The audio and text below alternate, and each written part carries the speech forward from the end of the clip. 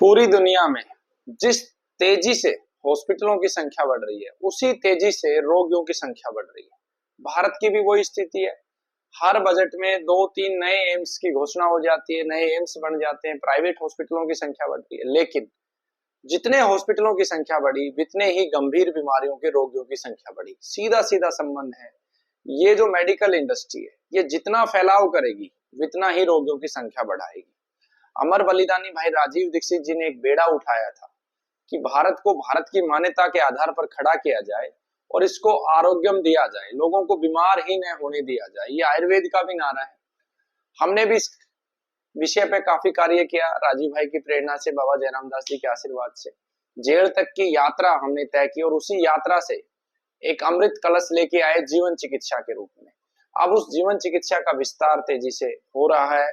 उसके सुखद परिणाम है 4 बार भारत में सबसे अधिक रोगियों को ठीक करने का गौरव भी हासिल हुआ है। अब धीरे धीरे अगले इस वर्ष में 5 नए ऐसे संस्थानों की स्थापना करनी है जहां पर एक व्यक्ति का उपचार हो, उसकी गंभीर बीमारी, ऐसी बीमारी जहां सब डॉक्टर जवाब दे जाते हैं, सभी पैथियां जवाब दे जाती है, फिर उसका उपचार किया जाए जीवन चिकित्सा पद्धति के माध्यम से। तो उसके लिए एक पूरा रोड मैप तैयार किया है। अगले 5 वर्षों में 5,000 कार्यकर्ताओं को आत्मसम्मान के साथ रोजगार और प्रत्येक सेटअप के ऊपर एक जो है नेतृत्व करने के लिए, उसका मैनेजमेंट करने के लिए, उसका पूरा प्रबंध करने के लिए, उसका एक ओनरशिप देने के लिए एक व्यक्ति का चुनाव किया जाएगा। अब इस व्यक्ति के चुनाव के लिए हमने पूरा सिस्टम तैयार किया है। इस सिस्टम में क्या रखा है हमने, जिस प्रकार से वर्तमान में भारत सरकार की जो ग्रेड है, ए ग्रेड की नौकरी जहां पे आईएएस ऑफिसर को की जो सैलरी होती है, फिर बी ग्रेड की है, सी ग्रेड की है, डी ग्रेड की, ई ग्रेड की है। इसी पैटर्न के ऊपर हमने एक तैयारी की है कि हमारे जितने भी ये सेवा के संस्थान ट्रस्ट के माध्यम से खुलेंगे, उसी पैटर्न के ऊपर हमने पहला जो ग्रेड बनाया जो सबसे ऊंचा होगा नॉलेज में, अनुभव में, त्याग में, तपस्या में, राष्ट्र सेवा के भाव में, उसको हम बोलेंगे नेताजी सुभाष चंद्र बोस के नाम से उसको संबोधित करेंगे। उसको हमने पहला जो ग्रेड दिया है। उसके बाद जो दूसरा ग्रेडिंग हमने रखा है उसमें हमने रखा है अमर बलिदानी भाई राजीव दीक्षित जी को, यानी कि वो बी ग्रेड, कि उससे जो नीचे रहेगा वो बी ग्रेड रहेगा। यहाँ पर नाम देने का अर्थ किसी महापुरुष की तुलना करने का वो नहीं है, बस उनको सम्मान देना है कि नेताजी सुभाष चंद्र बोस जी ने बहुत राष्ट्र के लिए कार्य किया तो हमने उनको एक स्थान दिया है। बी ग्रेड में हमने भाई राजीव दीक्षित जी, यानी कि जो एक नेतृत्व के जो प्रकार होंगे, एक तरीके से आप इसको इस तरीके से समझे, नेतृत्व के जो प्रकार डिसाइड किए जाएंगे। किसी में नेताजी सुभाष चंद्र बोस जितनी क्षमता है तो उसको नेताजी सुभाष चंद्र बोस की डेजिग्नेशन दी जाएगी, उसका जो नाम है वो नेताजी सुभाष चंद्र बोस के नाम पे रखा जाएगा। दूसरा राजीव दीक्षित जी के नाम पे रखा जाएगा। तीसरा चंद्रशेखर आजाद जी के नाम पर रखा जाएगा। चौथा भगत सिंह के नाम पर रखा जाएगा। पांचवा जो इसमें हमने रखा है वो खुदीराम बोस। तो ये 5 लेवल हमने डिसाइड किए हैं और अब इन लेवलों का अर्थ क्या है वो भी मैं इस वीडियो में समझाने वाला हूं। अब जो सोल ओनर हम बनाएंगे, जो भी मुख्य उस संस्थान का ओनर होगा, जैसे अभी हरिद्वार में एक सेंटर शुरू होने वाला है, उम्मीद करता हूं कि अगले 5-6 महीने में फुल फ्लैश वो सेंटर शुरू हो जाएगा। तो उस पर हम नहीं जा सकते, एक निश्चित समय जा सकते हैं, महीने में एक बार। वहां पर जो व्यक्ति रहेगा वो नेताजी सुभाष चंद्र बोस के नाम से भी रह सकता है, वो भगत सिंह के नाम से भी, वो सुखदेव के नाम से भी। यानी ये 5 जो हमने दिए, नेताजी सुभाष चंद्र बोस, भाई राजीव दीक्षित जी, उसके बाद चंद्रशेखर आजाद जी, फिर उसके बाद भगत सिंह जी और खुदीराम बोस, ये वहां एक पद हमने दे दिया, एक पद का नाम हमने वहां डिसाइड कर दिया। अब जो वो पूरा सेंटर का जो प्रकल्प होगा, जैसे वहां पर जो हरिद्वार में जो प्रकल्प है, एक रिसर्च सेंटर है कैंसर का, एक चिकित्सालय वहां पर बनना है, वहां पे एक वृद्ध आश्रम बनना है, वहां पर एक गुरुकुलम, प्रकृति कुलम, अनाथ गरीब बच्चों के लिए, वहीं पर एक जो है पशु पक्षियों का चिकित्सालय बनना है और एक वानप्रस्थ आश्रम ध्यान केंद्र। ये 6 एक्टिविटियां वहां होंगी और इन सब एक्टिविटी का जो नेतृत्व करेगा, जो सोल ओनर नेतृत्व करेगा, वो व्यक्ति वहां पर कहलाएगा नेताजी सुभाष चंद्र बोस, या फिर वो कहलाएगा चंद्रशेखर आजाद, या वो राजीव दीक्षित कहलाएगा। उसके पद का नाम हमने ये रखा है। अब इसका कैसे कोरिलेशन है वो बताता हूँ। जो उस सेंटर का सोल ओनर बनेगा, जो उसकी जिम्मेवारी लेगा, उसकी इन सब एक्टिविटी की जिम्मेवारी है लैटरिन की सफाई से लेकर चिकित्सा से लेके हर काम के लिए वो रिस्पॉन्सिबल होगा। अगर लैट्रिन की सफाई का कर्मचारी नहीं आया तो उसी को वो सफाई भी करनी है, सारा प्रबंध भी करना है। प्रत्येक कार्य का उत्तरदायित्व तो उसका है, अधिकार भी उसके सीमा में रह के दिए गए हैं। तो उत्तरदायित्व और अधिकार की एक कॉम्बिनेशन बनाई गई, एक संतुलन बनाया गया। अब उसके परिवार को आत्म सम्मान के साथ जीने का अधिकार हो, तो उसके लिए हमने ये डिसाइड किया है कि उस सेवा के प्रकल्प से जो भी सरप्लस आएगा, दान को एक्सक्लूड करके, हमारी जो संस्थान है उसमें दान को हम प्राथमिकता नहीं देते, स्वावलंबन का नारा है हमारा। तो जो भी हम चिकित्सा से अर्जित करेंगे, लोगों की सेवा से अर्जित करेंगे, हाँ कोई दान देगा तो सर झुका के स्वीकार करेंगे ताकि अहंकार उत्पन्न ना हो, लेकिन स्वावलंबन के साथ चलेंगे।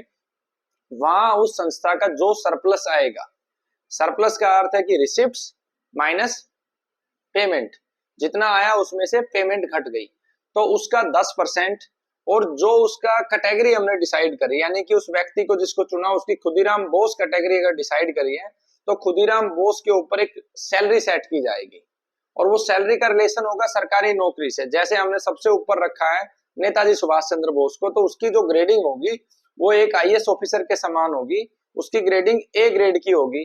उसके बाद राजीव दीक्षित जी की उसकी ग्रेडिंग बी हो गई, उसके बाद चंद्रशेखर आजाद उसकी सी ग्रेडिंग हो गई, उसके बाद जो है भगत सिंह उसकी डी ग्रेडिंग हो गई, और उसके बाद खुदीराम बोस उनकी ई ग्रेडिंग हो गई। तो 10% प्लस जो उसका ग्रेड डिसाइड, उन दोनों में से जो कम होगा वो उसको मासिक रूप से दिया जाएगा। साथ में ये निश्चित किया जाएगा कि उसका रहने और खाने की सामान्य व्यवस्था संस्था की तरफ से फ्री रहेगी। दूसरा, अगर वहां पर लॉस में जाती है संस्था, नहीं व्यवस्था बनती है, तो भी अगर वो आर्थिक रूप से संपन्न नहीं है, घर में उसके क्षमता इतनी नहीं है कि उसे पूर्ण रूप से देश सेवा को समर्पित किया जाए, जिसके घर में क्षमता है उसको पैसे नहीं देंगे, वो पहले ही डिस्कस हो जाएगा कि हाँ आर्थिक क्षमता है या नहीं है, या उसके कोई सोर्स ऑफ इनकम अदर है तो उसको नहीं दिया जाएगा। लेकिन जिसकी क्षमता नहीं है उसको मिनिमम 10,000 रुपए दिया जाएगा। और मैक्सिमम का क्या है कि उसको जो ग्रेडिंग दी जाएगी, लाइक एक आईएएस ऑफिसर की इनिशियल सैलरी 1 लाख रुपए है, और आपको डेजिग्नेशन दे दी गई है नेताजी सुभाष चंद्र बोस की, तो 1 लाख रुपए और 10,000 रुपए जो है 10% जो उसका प्रॉफिट निकला, मान लो प्रॉफिट निकल के आया 10%, 80,000 रुपए, तो दोनों में से जो कम है वो मंथली आपको मिलेगा। और उसका प्रॉफिट निकल के आ गया 1.5 लाख रुपए, 10% यानी 15 लाख रुपए सेंटर का प्रॉफिट है या सरप्लस है, तो उसका 10% निकला 1.5 लाख रुपए। तो 1.5 लाख और ए ग्रेड की सैलरी 1 लाख, दोनों में से जो कम है वो आपको मिलता रहेगा। ये आपको अधिकार के रूप में दिया गया है। अब जो इसमें एक और जो महत्वपूर्ण बात है कि उसकी प्रॉफिट कैसे निकलेगा, सरप्लस कैसे निकलेगा, उसका सरप्लस का सीधा अर्थ है उस संस्थान के सारे प्रकल्पों के खर्चे और उस संस्थान की रिसिप्ट उसमें से घटा दी जाएगी। ये रेगुलर इनकम, जैसे दवा खरीदने का खर्च है, भोजन का खर्च है, गौशाला का खर्च है, कपड़े का खर्च है, ये रेगुलर खर्चे हो गए। प्लस जो स्थायी खर्चे हैं उनको एक निश्चित रेशो में घटाया जाएगा। जैसे एक बिल्डिंग खड़ी करी, 1 करोड़ रुपए उसके लगे, तो बिल्डिंग की आयु मान लो 30 वर्ष मानी, तो 30 वर्ष को 1 करोड़ में इंटरेस्ट जोड़ के डिवाइड कर दिया मंथली, तो वो डेप्रिसिएशन उस कंसेप्ट को बोलते हैं। जो भी फाइनेंस के लोग हैं समझ जाएंगे। तो वो डेप्रिसिएशन वैल्यू मंथली उसमें ऐड होगी। हमने लैंड के ऊपर जो है 1 करोड़ रुपए लगा दिया, तो लैंड की जो इंटरेस्ट वैल्यू है, वो मंथली जो इंटरेस्ट वैल्यू है वो उसमें कॉस्टिंग में जुड़ जाएगी, और फिर वो सरप्लस प्रॉफिट निकाला जाएगा। तो इस तरीके से पूरी की पूरी कैलकुलेशन रहेगी। उस कार्यकर्ता को जब वो लगातार 5 वर्ष तक सेवा करेगा, और जब ये संस्था को भरोसा हो जाएगा कि ये स्वार्थी नहीं है, लालची नहीं है, इसका उद्देश्य देश सेवा करना है, तो उसको ट्रस्ट का मेंबर, उसको अपग्रेड करके ट्रस्ट का मेंबर बनाया जाएगा। तो ये पूरा प्रकल्प है। और आप देखेंगे आने वाले समय में कि जो घर घर में कैंसर के रोगी, हार्ट ब्लॉकेज, किडनी, उनको बिल्कुल पूरे तरीके से हम ठीक करने का प्रकल्प रखेंगे। कोई व्यक्ति बीमार ना हो, ये पहला संकल्प है। और अगर कोई बीमार है और जिसका डॉक्टरों ने जवाब दे दिया है, उसको ठीक करने के लिए संस्थान काम करेगी। और अगले 5 वर्षों में जीवन चिकित्सा के माध्यम से, अखंड भारत स्वाभिमान के माध्यम से 5,000 परिवारों को, जो भाई राजीव दीक्षित जी, स्वामी दयानंद सरस्वती जी और जो भी देश भक्ति के भाव से इस राष्ट्र के लिए कार्य कर रहे हैं, प्रकृति से के प्रेम के कार्य कर रहे हैं, प्रकृति की रक्षा के लिए जो कार्य कर रहे हैं, गो रक्षा के लिए जो कार्य कर रहे हैं, उन सब लोगों के लिए 5,000 कार्यकर्ताओं को रोजगार की व्यवस्था, ये संकल्प है। और इस साल में 5 सेंटर एक्टिव हो जाएंगे, जिसमें एक हरिद्वार होगा, एक गुड़गांव के अंदर होगा, और हरियाणा में एक सेंटर ऑलरेडी एक्टिव है, एक मध्य प्रदेश के अंदर होगा, और एक कोलकाता में होगा। और छठे की पॉसिबिलिटी है कि महाराष्ट्र में, मुंबई में भी ये एक्टिव हो जाए या नागपुर में भी एक्टिव हो जाए। तो इन पांचों संस्थानों के लिए हम लोगों को कार्यकर्ताओं की आवश्यकता है। तो आप नेताजी सुभाष चंद्र बोस बन सकते हैं, आप चंद्रशेखर आजाद बन सकते हैं, आप राजीव दीक्षित बन सकते हैं, आप भगत सिंह बन सकते हैं। तो आइए इस सेवा के प्रकल्प से जुड़िए, स्वाभिमान के साथ आपका परिवार चले, स्वाभिमान के साथ देश आगे बढ़े और भारत को सोने की चिड़िया नहीं, भारत को सोने का शेर बनाना है ताकि कोई लूट ना सके। वंदे मातरम, जय भारत। भाई राजीव दीक्षित अमर रहे। जय गौ माता, जय बाबा जय रामदास।